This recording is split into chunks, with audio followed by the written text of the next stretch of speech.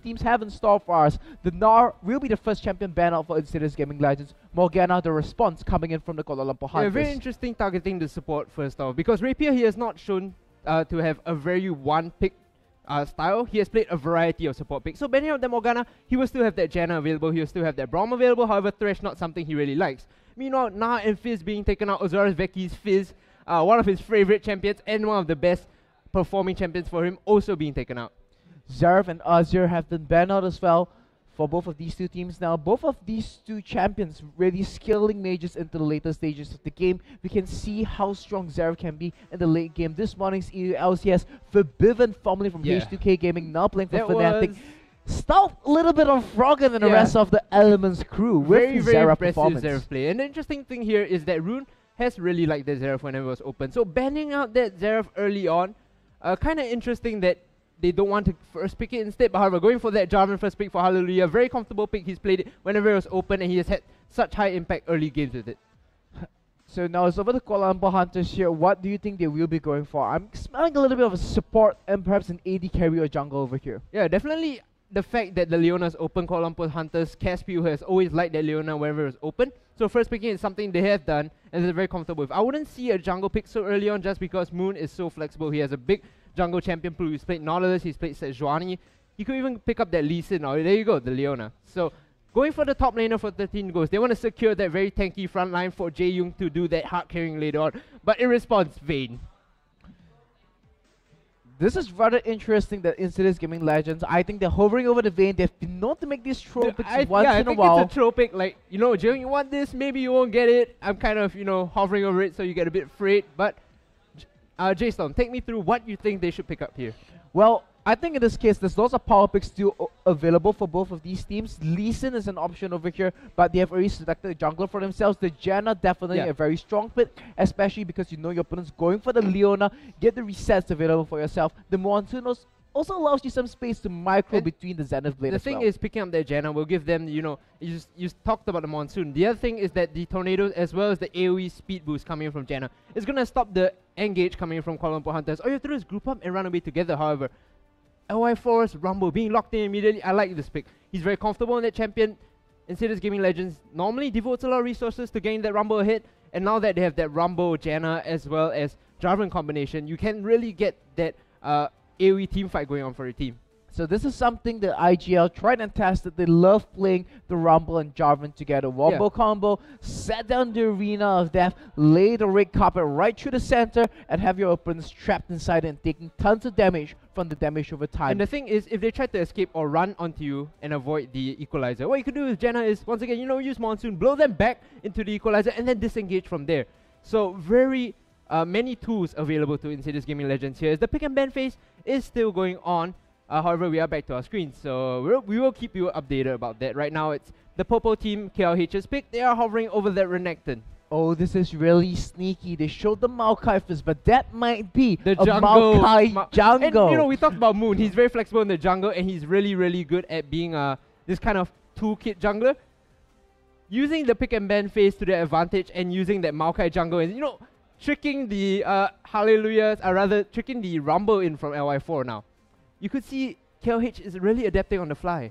So it looks like we have a little bit of a disconnect coming in over here. We have to figure out what's happening. Once again, technical issues. We are playing across regions. We have to solve some of the problems. So, but with that, we hope we can bring it back into the game soon. Once again, I have to apologize on behalf of production, unfortunate, as well as myself.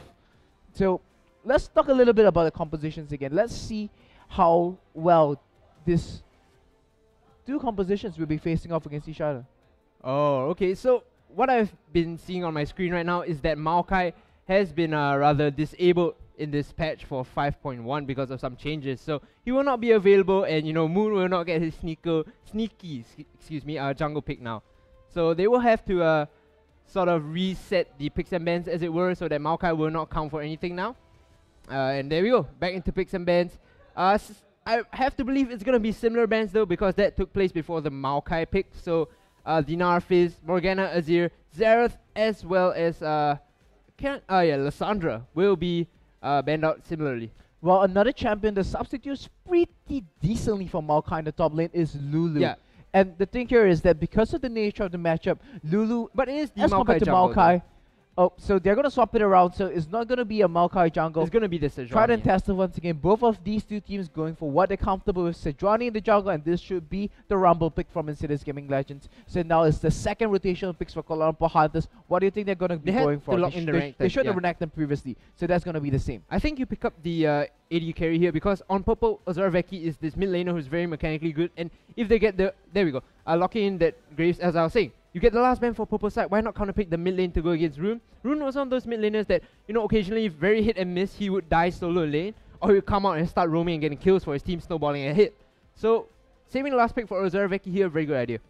Now here's the thing, Jaeyoung has picked up this Graves. A lot of the top players in the scene, they feel that Graves is There currently we one of go. the stronger AD carries. Silver alongside that as well. But Graves does a little bit more on lane as well as team fights. Silver contributes towards the mid-game stage with the On The Hunt. But Pop it and have the rest of the team run at the opponents. And this is extremely strong with the Rumble as well. But the issue, you point out the Rumble here. Level 6, the Insidious Gaming Legends team composition is huge because you have the On The Hunt, you have the Equalizer, and then you have the Cataclysm. If you want to contest the Dragon against Insidious Gaming Legends, now with the Z, Kuala Lumpur Hunters really have to get their skirmishing abilities on early on. And then, you know, start getting an early advantage so they could fight the Dragon on equal footing.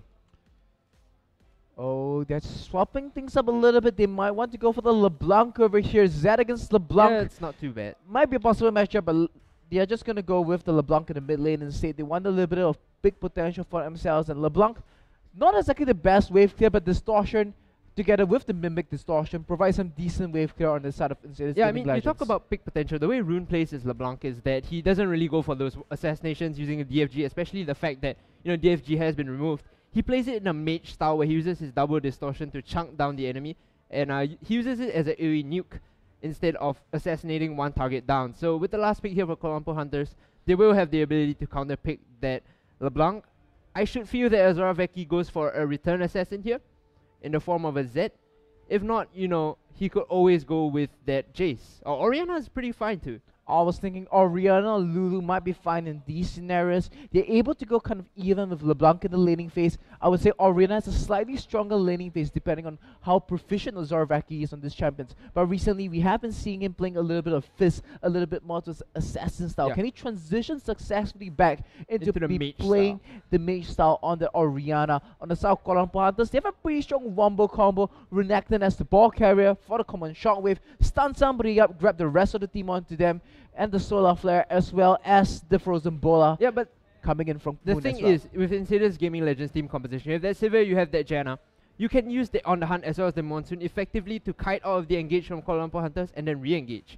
Whereas Kuala Lumpur Hunters, if they miss one ultimate, it's game over. You miss the Solar Flare, you miss the Glacial Prison, or you miss the Command Shockwave, you lose your fight there, no questions asked. Insidious Gaming Legends, you know, they have a bit more room and flexibility to play around this composition.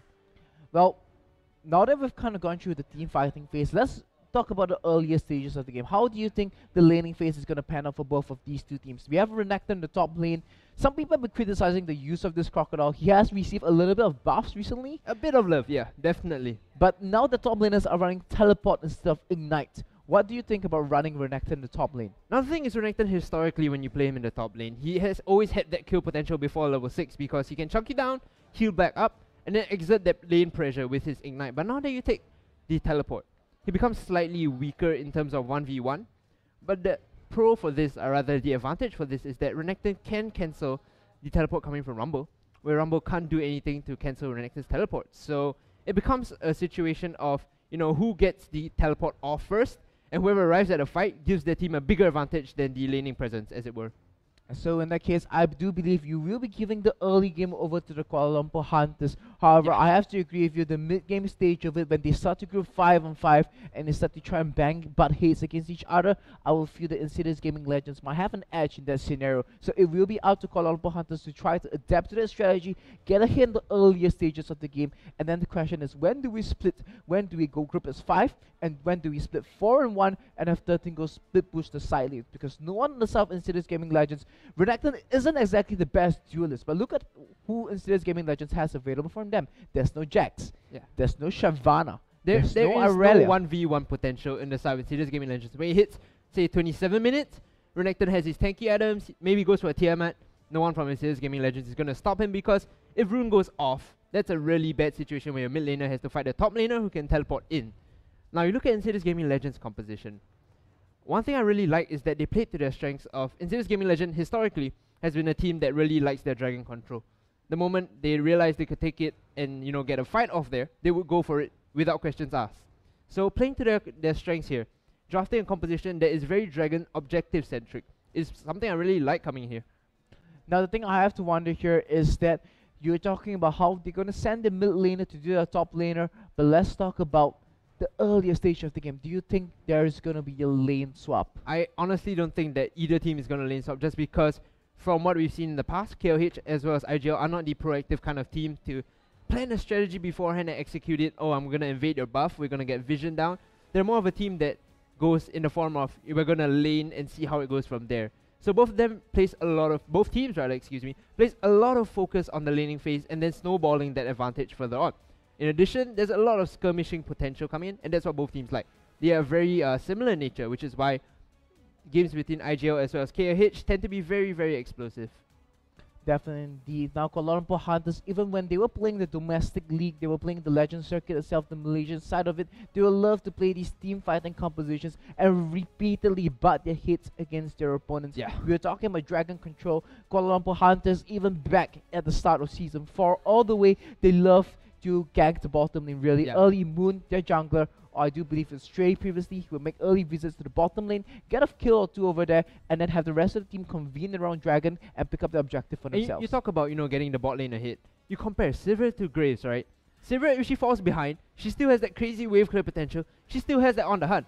But if Graves falls behind, he's not going to be doing any damage with the Colorado damage, as weird as it sounds. And his buckshot is going to be tickling the enemy. So I'm going to see a lot of focus coming from KLH. I predict at least that Moon is going to dedicate his first 2 ganks to the bot lane. If not, place a lot of vision-centered in the bot lane rather. The Q potential is definitely there if Moon were to visit the bot lane, but they have to look at the positioning of the lane, and the question is Jaeyoung and Casper able to set up for that scenario? Valkyrie as well as Rapier, both of them make a very aggressive bottom lane pair, and with that we are into the game. Let's leave the analysis for slightly later, because here we have, starting on Starman's Rift, Insidious Gaming Legends on the blue side, and on the red side we are looking at the Kuala Lumpur Hunters. So last time both of these two teams met, it was a 1-1 draw. Up in a 1-1 affair. Let's see if we can get a different result today. I know Kuala Lumpur Hunters, they will be trying for the same if not better result this time around. Yeah, first thing I have to point out, yesterday Chris and Wolf were going crazy about this, but J-Storm base gates, man, base gates. Definitely indeed. I mean, that's one of the biggest changes coming to Season 5. The base gates. I mean, I've been trolled by it. Yeah, it's pretty insecure a few times. It's pretty troll. Oh, wait. Especially what's that when door over there? You're chasing your enemy and then they back off the jungle, back off into their base rather. You can't enter the base. It's so troll. But as we talk about, you know, meeting faces here, Moon gonna get caught out a little. Rune and Hallelujah. I want to put some damage down, dissuade this giant Poro from even moving forward, as it were. Oh, we have the Winter Wonder Oriana being played by Azurvaki, and we have the Poro Rider Sejuani being played by Moon as well. Not really sure if they're in the wrong season. This is the spring season, winter season. Didn't get the memo. Winter's over, you know. Jaeyoung is sporting his summer skin, so he's a bit more into it. Okay, I'm gonna give Jaeyoung the benefit of the doubt, because although it's the spring season, he's wearing summer attire. Dude, he's preparing for the beach. He is with Caspian, and Caspian's kind of playing Leona in the bottom lane as well. So I'm gonna give him a free pass on that one. Yeah, maybe if she's running, you know, the pool party Leona, that makes even more sense. Definitely the pool party together. Oh, there we go, pool party Leona. And thematic. Very, very thematic. I like it. Jungle and mid, you know, similar, and then bot, dual lane, similar. But you can see here, junglers starting opposite sides of each other. Very normal nowadays. You don't see people doing that Krug or Grom as the AD carry and support that much. They tend to give the help to the jungler. Hallelujah here, going for his blue buff.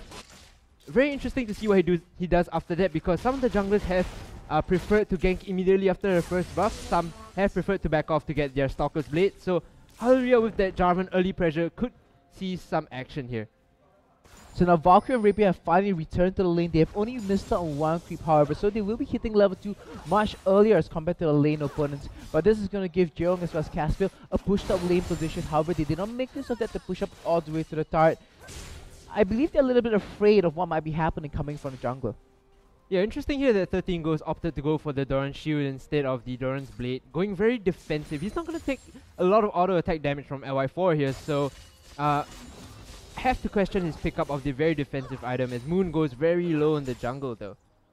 So most of the lanes have been pushed out right now for the Kuala Lumpur Hunters. Moon will be finishing up the blue buff, picking up the wolves, and then making the recall. So, oh, this is rather interesting. We actually see Hallelujah going for the Rangers Trailblazer. So he's not going to be going for the Stalkers. We've seen so much engagement onto Raper in the bottom lane. Damage comes down at Kuala Lumpur Hunters. They're going to come out ahead in the trade. Yeah, but very good Howling Gale to dissuade further engagers. Jaeyoung, you know, if you tagged him right there, Jaeyoung would have bursted him down quite a bit. Now KSP wants to run another round, but does not get it. He just put the shield onto Valkyrie. He walks up, throws the boomerang blades around, and then tries to get some damage onto Jaeyoung as well. Now this is something you could see very problematic with the Silver lane. Using the ricochet to harass the lane, harass your enemy tends to push the lane up. So Moon will have the advantage of appearing in the bot lane should he choose very soon. Meanwhile, Hallelujah as well as Moon are doing their buffs at the same time, so they should appear at, for the gank similarly at the same time. Now the question here is which lane will the junglers be choosing to gank? So we actually see Moon and Hallelujah, they're moving up, down into the mid lane. They might meet each other right now. Moon sees Hallelujah. Oh, there we go. Charges right into him. He gets some damage down, and Hallelujah will be forced to pop his flag and drag combination to escape away from that one. So this is going to give Moon a rather small, supple lead in jungle. Can he make use of it? Now the fact of the matter is that with the Rangers Trailblazer, Hallelujah won't be so worried about running low in the jungle, as in the mid lane Azorovek he takes a bit of harass and damage, but nothing too big going on. Moon, however, paying a visit to this bot lane, it has been warded by Valkyrie, so he knows that that lane is going to be pushed up and he wants to be careful of those ganks coming in. However, if they do engage with the Leona and chain it into this Zhuanyi, there could be a lot of problem there for IGL. As Hallelujah, he reads this, he sits in the brush. Oh, Jaeyoung missing a CS over there, but this is extremely dangerous. Rapier, oh, is he gonna get it? The tornado completely misses. Casper and Jaeyoung still not in position just yet.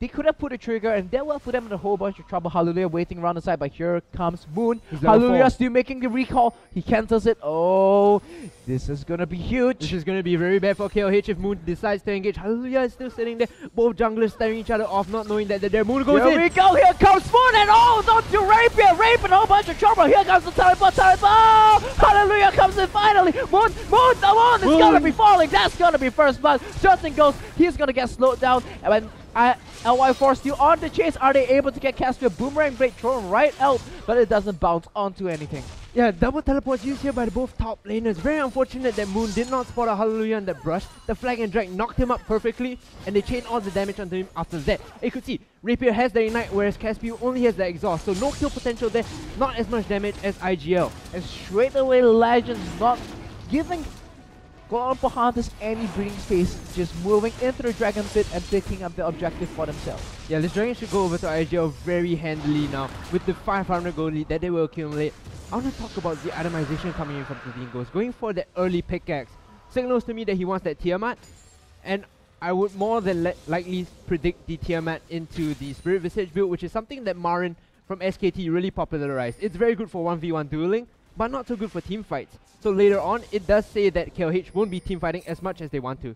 Oh, once again, Moon and Hallelujah are going to butt his this time. This time Hallelujah will have the initiative, but Moon goes in onto him, and he gets the support from the mid laner first. Now Rune comes in for the response. Are they able to get Hallelujah to come on attack? Chunks down Rune a bit more. So Moon, although Hallelujah had the advantage on him in the fight, he was able to come out of it thanks to the fast response coming from Azorovek. Yeah, but this is so unfortunate for IGL. Hallelujah is ahead in terms of kills and items, but he can't really win. And Caspiel and Moon have gone very deep for the engage. Rapier doesn't see. Oh, they don't see Rapier, so that was very unfortunate. I think there was a ward there, but they just ignored him. So getting that deep vision down, KLH, knowing that the next buff, whenever it comes up, they can take it.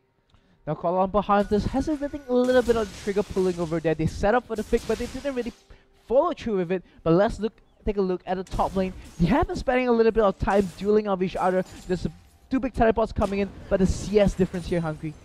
Let me know your thoughts about this. Yeah, J-Storm, because of how the nature of the matchup works, Renekton will always have more wave cleared on a lower resource, as we go into a replay of the kill that happened in the bot lane between Jaeyoung and Valkyrie, I believe. There we go. So here comes the replay. Valkyrie on the run. He is not able to get the spell show up in time. Caspian doing a fantastic job holding on to the stun, and Jayon comes in, pulls the shotgun, and picks up the kill for himself. Yeah, that's something. The Pooh Party team in the bot lane comes out ahead in Yeah, that that's one. something the inexperienced bot lanes, when you send your support to roam, they tend to make this mistake of overextending, and it always costs them because there's no communication across the board. It says, hey, you know, you gotta farm safe, I'm gonna go ward. And then they get caught out overextending. So now with the kill advantage going over to Jaeyoung. Oh, and I see a fight over here, but the Kuala Lumpur Hunters team, they just make a very ballsy play, walk into the opponent's tri-brush and clear up the vision. Now Jaeyoung is level 6, so the kill advantage going over to KLH even more. With the teleports coming up very soon though, we could see another explosive engage in the bot lane from IGL as well as KLH. Valkyrie has hit level 6, so On the Hunt is available if they choose to fight. We see lots of walls being dropped on the top side of the map, however, in the mid lane there might be some action as well.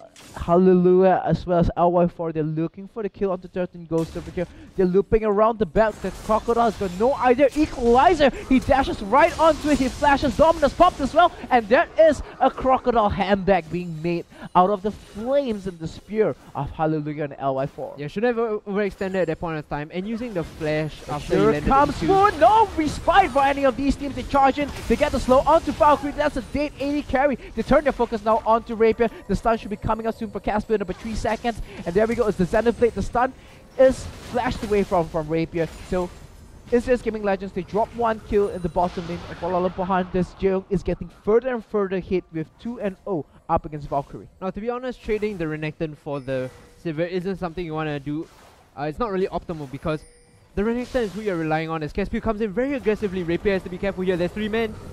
He's got to juggle this carefully. And there we go. It's the ultimate being dropped down. And Zorobaki comes in front the back as well to secure the kill. And Jaeyoung just juggling the aggro so well. They're able to just pick up the kill cleanly without dropping anyone. Now 13 goes on a whole bunch of trouble. LY4 flashes in. And there's going to be a second kill onto the Crocodile on the top lane. Yeah, you can see here the focus on both teams. Very spread across the map.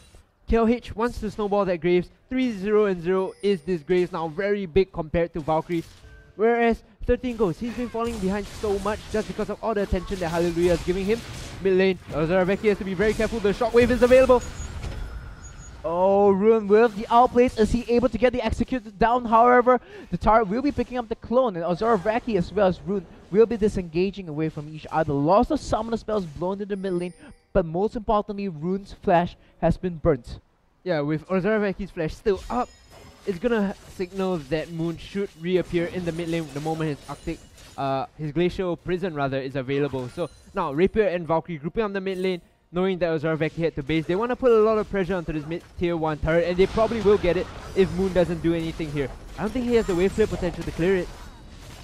And it is going to be the first turret of the game going over the Insidious Gaming Legends. That's going to be opening up a lot of map space for them into the opponent's jungle as well. Jaeyoung in the bottom lane trying to respond to that with a turret take of his own. Rune comes for the response, but oh, the Leona comes in from the back as well. Is this a mistake? But the turret is still up. Here comes the teleports from everywhere. Oh, so much damage from Jaeyoung, just instantly melting Rune. Yeah, but look in the back line. Hallelujah, he's stuck in enemy lines. 13 goes wants to go in very deep on the side. Moon is going in for him. His Arctic Assault is available. Caspian tries to predict the EQ, doesn't get it. Hallelujah in a lot of trouble. I don't think he's gonna live from here. 13 goes, does get the kill, putting him back in the game just slightly. Insidious Gaming Legends, the rotations should not really be on point. The team not on the same page, just arriving at all those separate moments, and Kuala Lumpur Hunters not shying away from that, pulling the trigger decisively to just simply smash the face and under the turret. Yeah, you could see in the bot lane the moment that Rune used his distortion to clear the wave, Caspian's eyes just like lit up, and then he Zenith Blade for it and caught him so easily. Now the bot lane being taken down, KLH turn their focus to this mid lane. They're gonna get the tier 1 turret, and there's gonna be no further engage coming from IGL. They can't do anything now that Sivir isn't there. So this is what we were talking about, the early game stages. You're predicting a little bit more lane dominance for Kuala Lumpur Hunters, but they've shown us that they can make the moves, they can make the rotations as well, and they've come out ahead by about 1,000 gold after about 12 minutes. Yeah, with Dragon coming out, with Dragon alive now, IGL wants to secure this for themselves to get the second turret destruction buff. No one from KLH is in place, and they don't have enough vision to spot this out. So it's more or less going to be a surrender of this dragon from KLH to IGL. They get a bit more stats in their favor, but no combat stats is the important thing. If they go into a fight, that tower destruction isn't going to help you one bit. And here's the thing, because of the nature of how Dragon contributes to the stats of the team, the only dragons you're looking for are numbers 1, 3, and 5. The odd numbers over here. Numbers 2 and 4, yeah, it's a nice bonus, helps you push a little bit more. Extra bonus damage to turrets, bonus damage to minions. It's kind of cool and stuff, but it's not going to be the stuff that helps you push your gold value up. And you know, when you look at the composition coming from both teams, they have plenty of wave clear. They don't have to worry about that turret damage or even minion damage. It's the fights that they're worried about. It's always going to be teetering on that knife's edge. Who lands the shockwave? Who lands the cataclysm? Who lands the equalizer? And for that, the dragon is going to be very, very important. And look at the way Kuala Hunters is setting up in the top lane. This is very sneaky. This is geographic channel over here, but it is the Crocodiles, the one who's doing the watching this time. LY4 on the Yordle. He's going to be in a whole bunch of trouble. Is Moon able to get it? Here comes the smite, and there goes the whole ton of lockdown. LY4, he is not able to escape away from this one. He drops down the equalizer to do as much damage as he can, and that's going to be a gate rumble, and I believe it is the turret as well. Yeah, but look at that. Using the equalizer to clear the wave does save the turret. So LY4, even in his most desperate moments before he's going down, has the peace of mind to know, hey, if I lay this equalizer down, they're not going to get the tier 1 turret. So all in all, you could see the experience really as this top laner plays. Now, but here's the thing, for the Insidious Gaming Legends, once again, we're talking about this wombo combo. Team composition is all about the big ultimates. It's all about timing those cooldowns. So, I mean, you call it a good play, but I think there has to be some window of opportunity now that Kuala Hunters can make Yeah, this but off. look at the map. There's no big objective for IGL to contest. They always want to fight for the dragon. Well, it's gone. They can't take a wave because they don't have they can't take a turret because they don't have the waves pushing in their favor. So IGL here, when you say, yeah, they have something to lose, well, it's more of like KLH are just gonna run rampant on you. Kuala Hunters setting up in the bottom lane, but Ozorovaki as well as Casper, they do not realize that they actually stepped over a ward over there. Oh, are they going to go for this? Very sneaky play coming through. He knew that the Leona as well as Oriana were there, and he still moved forward to disrupt their recalls. And the Kuala Hunters team all stopped their recalls together to respond to the harass coming from Rune. Yeah, just one of the few calculated plays that Rune has made this game. Unfortunately, you could see his itemization going for the Morellos, not really going for that early needlessly large rod. Doesn't give him the damage spike that he wants. So he's not going to be outputting a lot of damage with that Mimic Distortion as well as Sigil of Silence.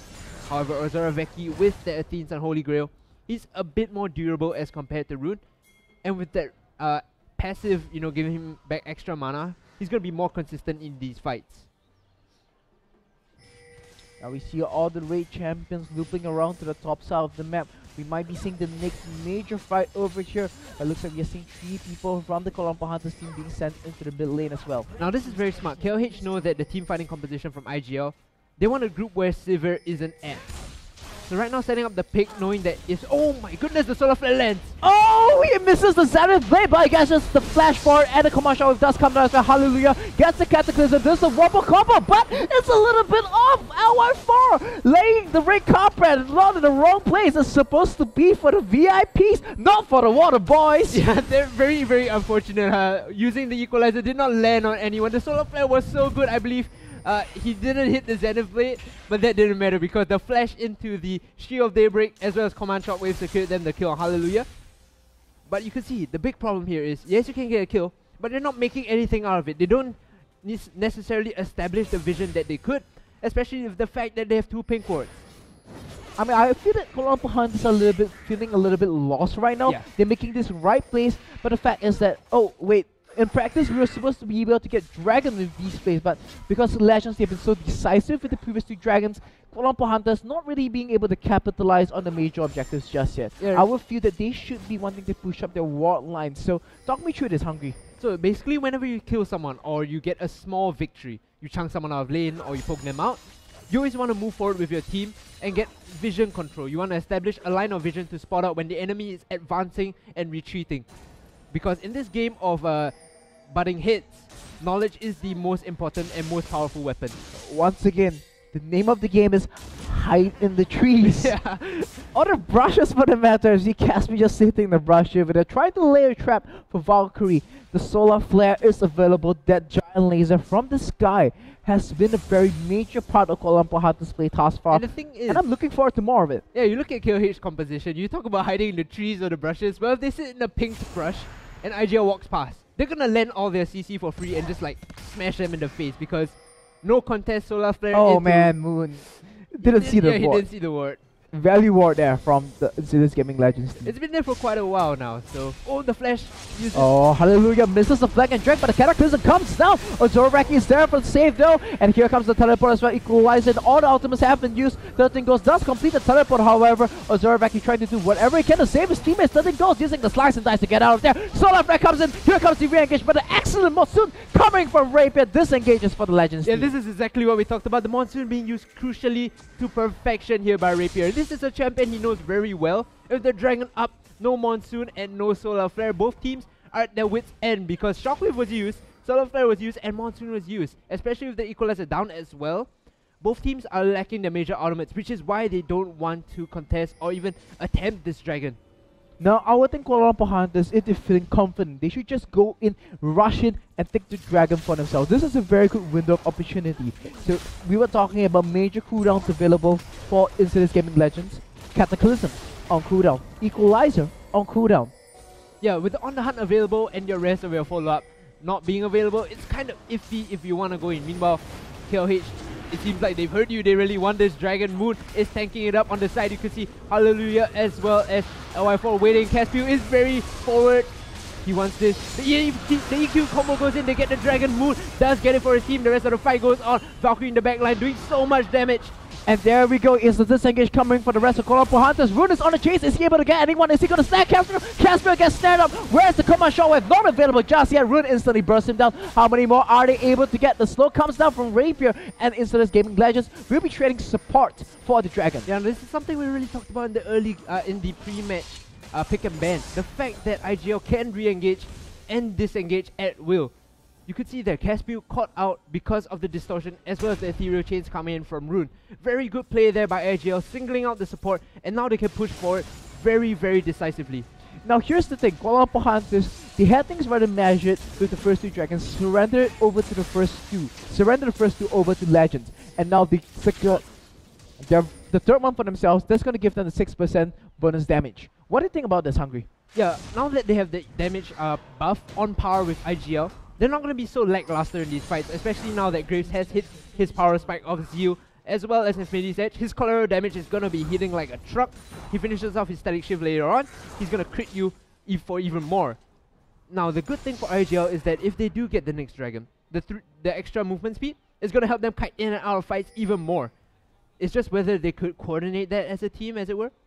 Oh, once again, they're going hunting for a Crocodile. Hallelujah, as well as Rune coming in here. 13 Ghost is now on the run. He dodges the flag and drag, but is that enough? The second Juke comes in. He turns his focus onto Rune right now. The snap will be going onto him, and that is a dead Crocodile once again. Just simply being camped out. 13 Ghost not really sure what he was doing over there. Yeah, I really have to question the play coming from the rest of KLH, knowing that if two members of IGL commit onto 13 Ghosts, that's the signal to go in deep into the enemy jungle and get vision down. But instead, you could see in the bot lane, Caspiu was recalling, and Jae wasn't really, you know, urging him to move forward. So I think the decisiveness from KLH to get these small advantages has to be clearer. So Kuala Lumpur Hunters making the small mistakes all around the map, and Insidious Gaming Legends being extremely fast to capitalize on them. 13 Ghosts in particular hasn't really seemed to be on the same page as his opponents. Yeah, so Sivir here, going with the Youmuu's Ghostblade. Not something I'm a big fan of, especially with the fact that Static Shift is going to give you more teamfight presence, even if you don't hit primary targets. The Static Discharge, I want to say, is going to be hitting even more than the Youmuu's Ghostblade would. So, very questionable build path coming in from Valkyrie here. Well, nonetheless, Youmuu's is going to give him a little bit of extra movement speed to kite back and forth when his ultimate is not available for himself. Kuala Lumpur Hunters, they're spawning for a fight right now. Caspill, the major ultimate onto him. We have to watch out for the giant laser from the sky. He's moving forward. The boots up ability is on him. Oh, IGL, Rune has to be really careful. He is going to be the point man in this case. Yeah, you can see off the side, 13 Ghost is just waiting for the flank together with Caspio as well as Jayu. They want to come in from two sides to deny IGL the disengage that they want so much.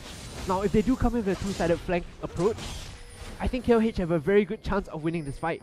Oh, here comes Casper. Jaehyung is finally done killing the Crab and KLH. They're looking for the flank. Oh, Jaehyung is a little bit exposed. He's gonna get bursted down at Jaehyung. The focus right away. The shutdown on the 80 carry. The rest of Kuala Hunters in shambles right now. Not getting an engagement that they want. Cataclysm comes down. The ultimate is just layering one top one of another. Azura Raki now. The next member getting caught by the flash into the flag and drag. This is gonna be a 4 for nothing. Double kill on to Rune and the turret as well. You can't do that in a fight when you snowball your grave so far ahead. You put so much gold on him and then you have him overexposed. The tank wasn't in front of him. Caspio was trying to look for the re-engage and 13 Ghost was nowhere to be found. The equalizer as well as the double distortion onto him just cleaned him out and the rest of KLH had no damage upon that. Now the Baron going over to IGL, they want to attempt this, no ward and vision from KLH except for the Scuttle Crab. They won't have the timing if this goes down. So that is going to be the Baron going over the Insidious Gaming Legends. Kuala Lumpur is just making these small mistakes that IGL are extremely fast to capitalize on. And Jaehyung completely out of position. Doesn't matter they're 5-0, doesn't matter that you're extremely fat Graves. Be in the wrong position, the amount of burst damage that's going to be coming from Hallelujah and Rune. Dead 80 carry, no point. Yeah, and this is really characteristic of KLH. They like to make one big play that gets them a hit. But something they're really bad at doing, honestly, is getting those small advantages, and they like to leak small disadvantages. They'll make small mistakes here and there, and they won't make good minor plays that are good.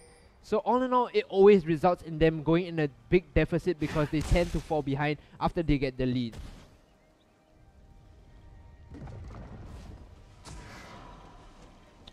So there's going to be a little bit of downtime over here. Both teams to recall back to their respective bases. IGL, they picked up the Baron buff. They're going to be picking up their next round of items, some elixirs even possibly.